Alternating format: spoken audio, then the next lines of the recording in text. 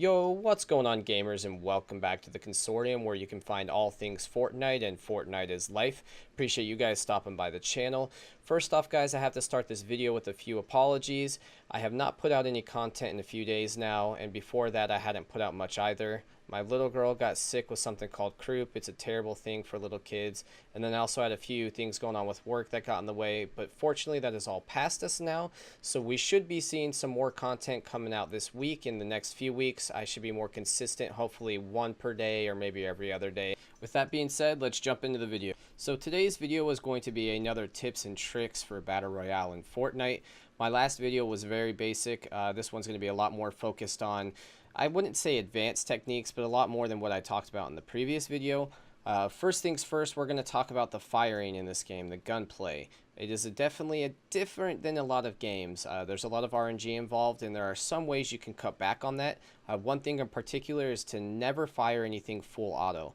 The aim in this game is atrocious when it comes to the full auto in any of the weapons. What you're going to want to do is you're going to want to aim, you want to pop a shot, and then you're going to want to wait, and then you're going to want to pop another shot. The reason I'm pointing this out is because this game is made in a way that when you fire the first shot, it's going to be your most accurate shot. I don't know the exact number on the cooldown, but if you wait, each shot should be more accurate than if you're firing in succession. So if you're holding down the trigger, your bloom is just going to keep getting wider and wider, and you're going to miss the majority of your shots.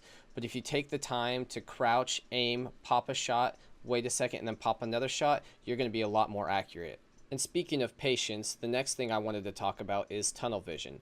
Tunnel vision is very applicable to different aspects in this game, and the first thing we're going to talk about is tunnel vision when it comes to getting the kill. Tunnel vision is when you focus on one objective and completely ignore everything else and ends up getting you killed or ends up turning out bad for you. The reason that is bad in this game is because it's very easy to get distracted when you down a player in duos or squads. You go in for the kill without checking for his teammates, you end up dying, they end up getting the revive, and the game ends up going poorly for you and your team. Or in solos, you get a kill, you see that gold drop, you see that legendary, you rush in to pick it up without checking the surrounding area, and you don't realize that there's maybe one or two other guys also watching that body, and then you end up getting killed, and you exit the game early. So you just want to make sure that you take your time. If you down a player in duos or squads, just relax, look around, check out the area, see if his team's around. If they're not, go in, get the kill, pick up his loot, keep going on. In solos, always wait to pick up the loot until after you clear the area. You're going to end up probably getting more kills because you're going to have a lot of people who run in and have that tunnel vision, and you're going to feel a lot better once you pick up all their loot. Next thing you don't want to get tunnel vision by is the loot, and I'm not referring to the loot that is dropped by dead players. When you drop into a city, get your first gun and then start playing it a little slower. You don't want to just run through houses assuming no one is going to be there, because you're going to end up opening a door, especially the bathrooms. People love to sit in the bathrooms and sit in the bathtub. You're going to open that door and you're just going to get bodied because you weren't expecting it. Once you have your first weapon, take your time, open doors, peek around the corners, make sure you're clear before you go in for the loot. And speaking of that, you also want to watch out for the chest. It is a strategy in this game to leave a chest unopened so it makes the little tingly noise. So that way somebody hears it, comes into your house, goes in unsuspecting, thinking, oh, somebody would have obviously looted this chest. They're sitting there with either a trap around the chest, or maybe they're sitting next to it. They're sitting in a room next to it, and then when you push to go get the chest, they pop out, they kill you, they get the loot, and they get the chest. So basically, long story short, take your time, relax, you'll get your loot and you'll get your kills.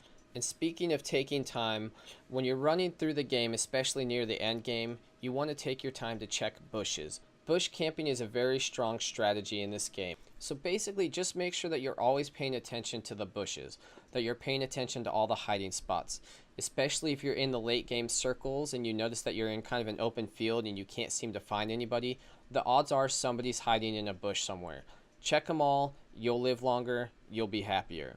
And speaking of hiding in bushes, it is actually a great strategy, especially let's say if you're in a squad game, you're the last member of your team left, you're going up against another 8 players. It's a great way to kind of keep yourself hidden without having to build, because once you build, you're going to become the target of, let's say 4 to 8 people at once.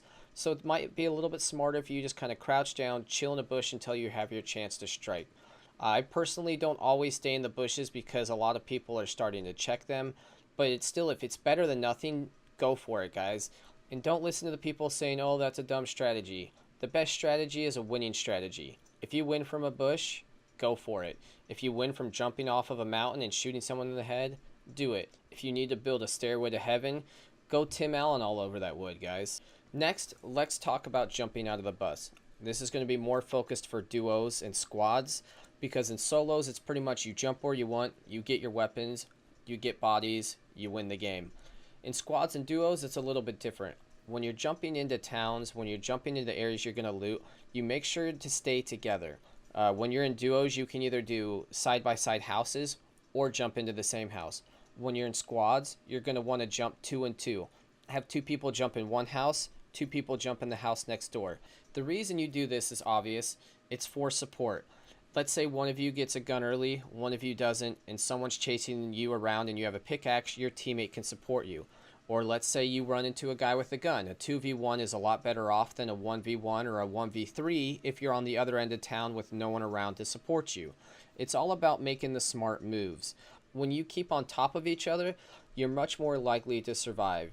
Even if one of your teammate goes down, you can build around them, you can revive them, you can team fire the guy that took him out.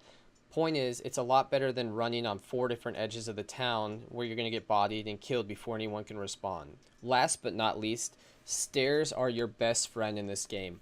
Building walls is great as well, but building stairs does 2 things for you. It provides a wall. It also gives you an option to run up the stairs and get sight on whoever's shooting at you, and you got the high ground. Obviously, in a best case situation, you're going to throw up a wall, then throw up a set of stairs behind that wall, so that way you got extra cover.